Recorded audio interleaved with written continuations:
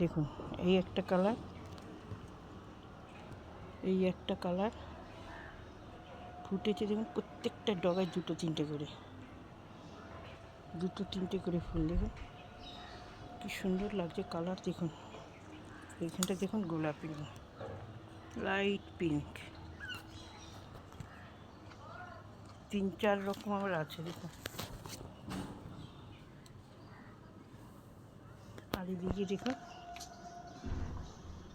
আমলকি, কামরাঙার ফুল দেখুন কত হয়েছে। কামরাঙার ফুল দেখুন কত হয়েছে। যা কামরাঙা হবে এবার গাছরা ঝুলে যাবে। পাতিলেবুর গাছ ওটা, আগে দেখালাম কাগজি লেবু, এটা পাতিলেবু। দেখুন পাতিলেবু হয়েছে কত।